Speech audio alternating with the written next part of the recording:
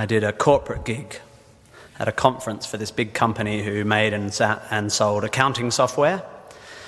In a bid, I presume, to inspire their salespeople to greater heights, they'd forked out 12 grand for an inspirational speaker who was this extreme sports guy who had had a couple of his limbs frozen off when he got stuck on a ledge on some mountain. It was weird. Software salespeople, I think, need to hear from someone who has had a long, successful and happy career in software sales, not from an overly optimistic ex-mountaineer. Some poor guy who had arrived in the morning hoping to learn more about sales techniques ended up going home worried about the blood flow to his extremities. It's not inspirational, it's confusing. And if the mountain was meant to be a symbol of life's challenges and the loss of limbs a metaphor for sacrifice, the software guy's not going to get it, is he? Because he didn't do an arts degree, did he? He should have. Arts degrees are awesome and they help you find meaning where there is none. And let me assure you, there is none. Don't go looking for it. Searching for meaning is like searching for a rhyme scheme in a cookbook. You won't find it and it'll bugger up your souffle.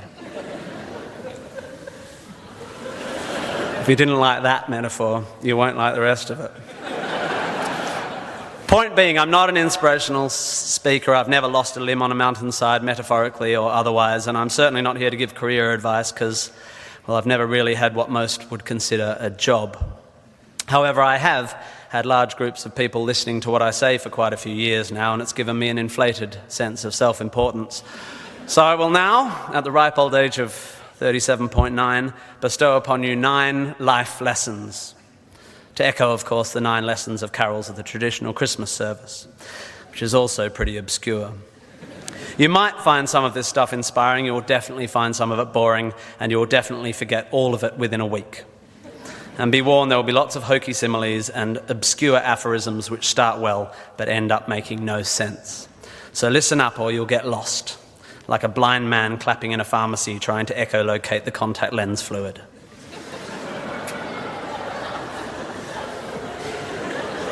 Looking for my old poetry teacher. Here we go. Ready? 1, you don't have to have a dream. Americans on talent shows always talk about their dreams. Fine, if you have something you've always wanted to do, dreamed of, like in your heart, go for it. After all, it's something to do with your time, chasing a dream.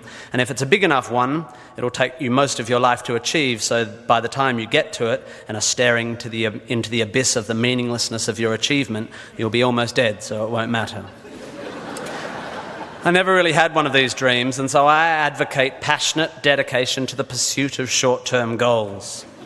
Be micro-ambitious. Put your head down and work with pride on whatever is in front of you. You never know where you might end up. Just be aware the next worthy pursuit will probably appear in your periphery, which is why you should be careful of long-term dreams. If you focus too far in front of you, you won't see the shiny thing out the corner of your eye. Right? Good. Advice, metaphor. Look at me go. 2, don't seek happiness. Happiness is like an orgasm. If you think about it too much, it goes away.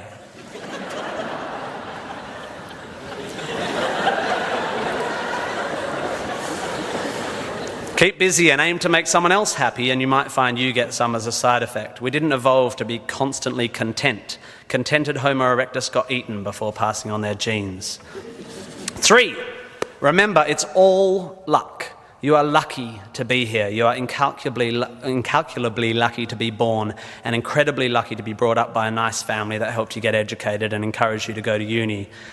Or if you were born into a horrible family, that's unlucky and you have my sympathy, but you are still lucky. Lucky that you happen to be made of the sort of DNA that went on to make the sort of brain which, when placed in a horrible childhood environment, would make decisions that meant you ended up eventually graduating uni. Well done you for dragging yourself up by your shoelaces, but you were lucky. You didn't create the bit of you that dragged you up. They're not even your shoelaces. I suppose I worked hard to achieve whatever dubious achievements I've achieved, but I didn't make the bit of me that works hard. And any more than I made the bit of me that ate too many burgers instead of attending lectures when I was here at UWA.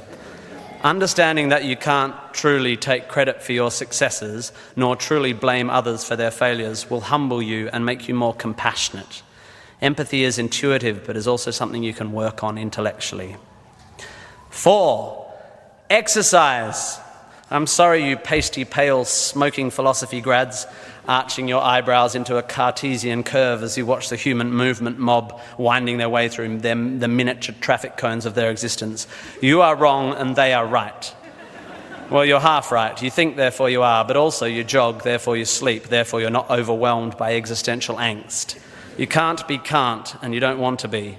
Play a sport, do yoga, pump iron, run, whatever, but take care of your body. You're going to need it. Most of you mob are going to live to nearly 100, and even the poorest of you will achieve a level of wealth that most humans throughout history could not have dreamed of.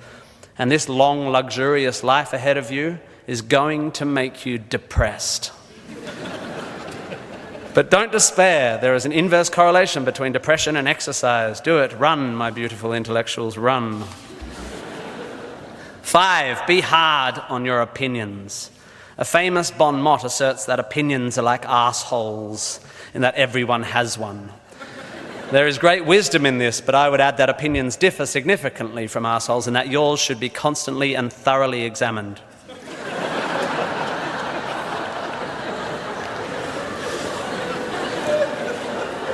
I used to do exams in here. It's revenge.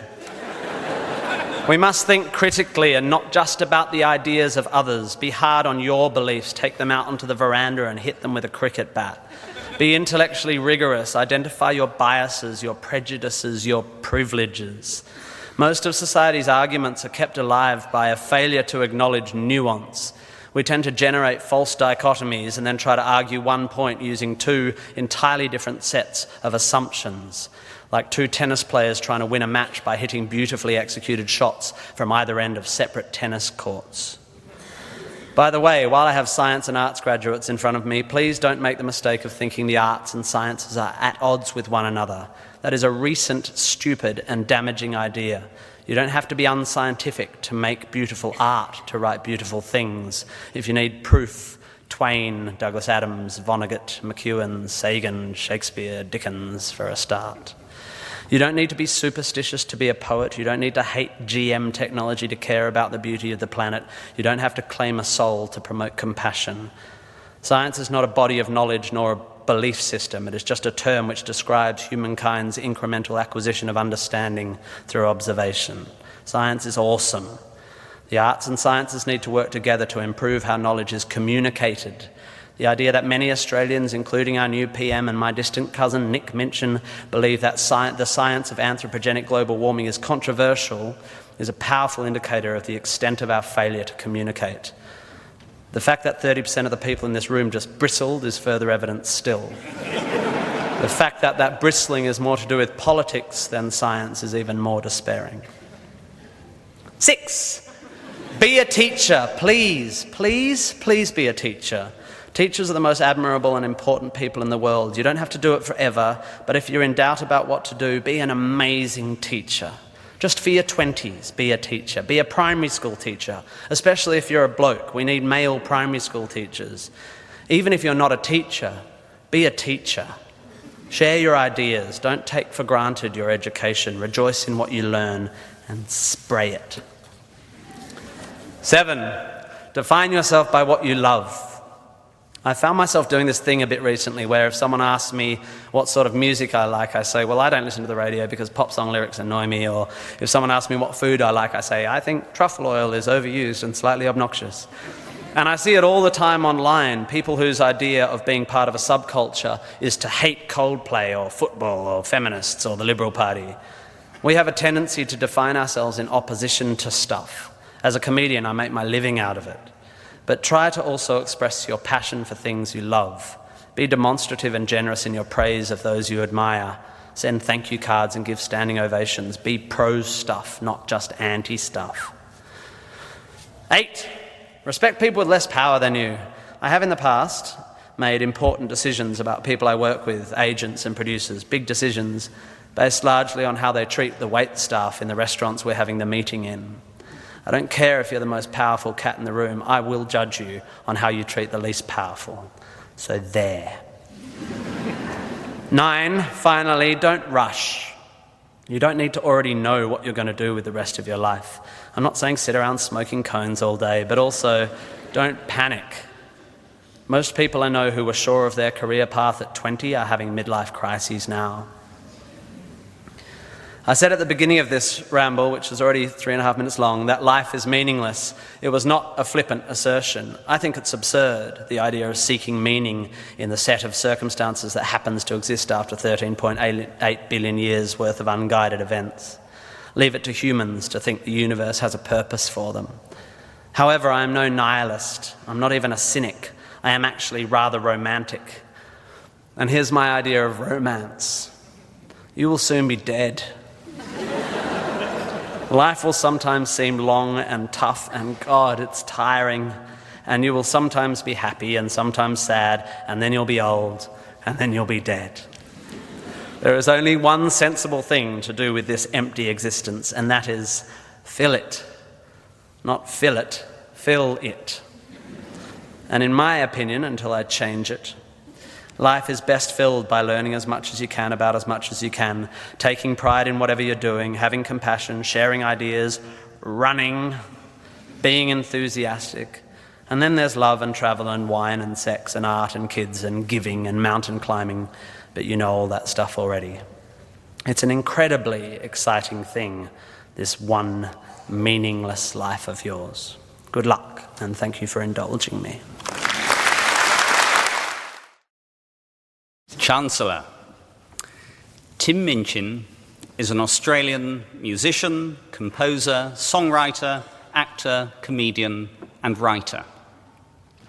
This understated description from Tim's self-penned profile sits in modest contrast to the comments of Tim Arthur, editor of Time Out, who wrote, "Tim Minchin is a genius, pure and simple. He is to musical comedy what Charles Darwin was to evolution, and what Einstein was to physics and moustaches.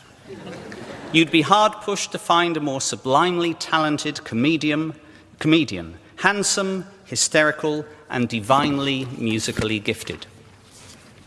Originally from Perth in WA, Tim, his wife Sarah, and their 2 children now live in London.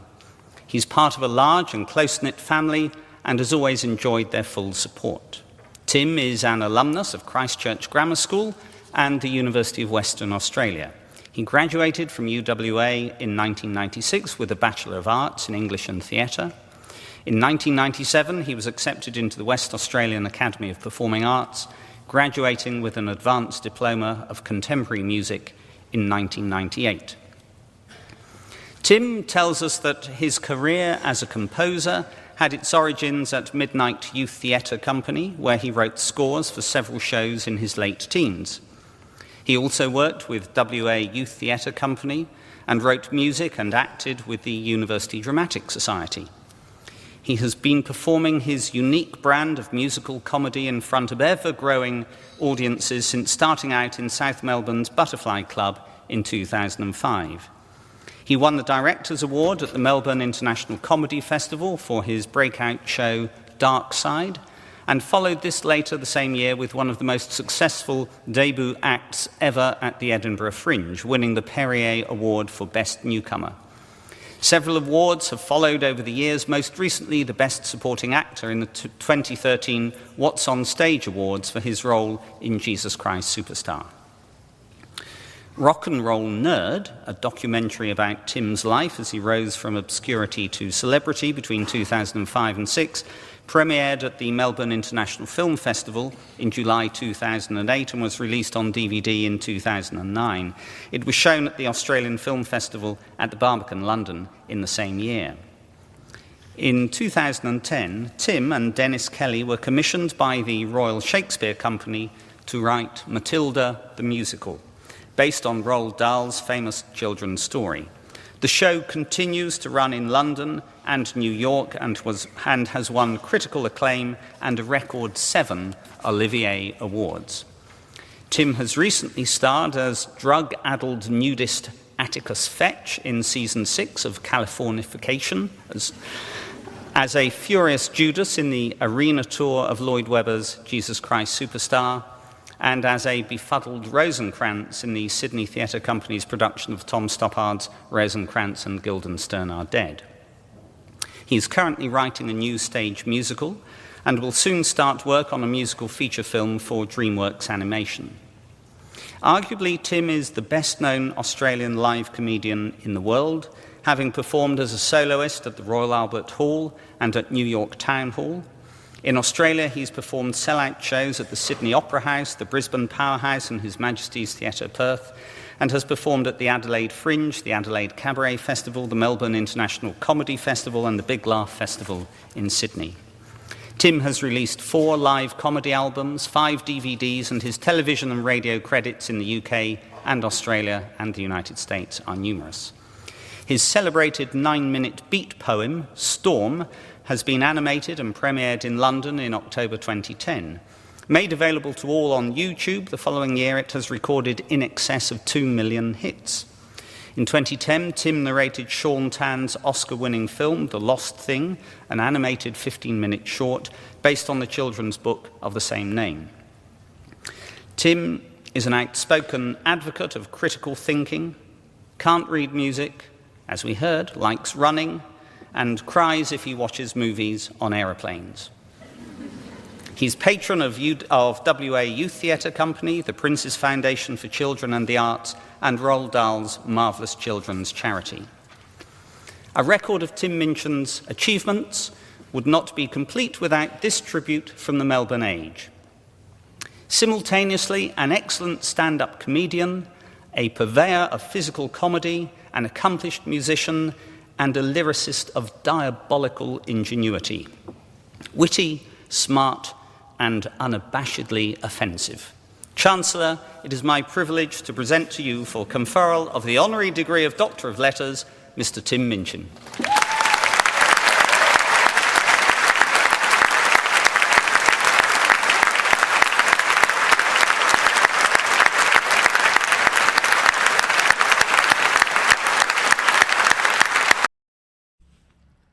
Please subscribe ಮಾಡ್ಕೊಳ್ಳಿ, bell icon ಒತ್ತಿ, like ಮಾಡಿ.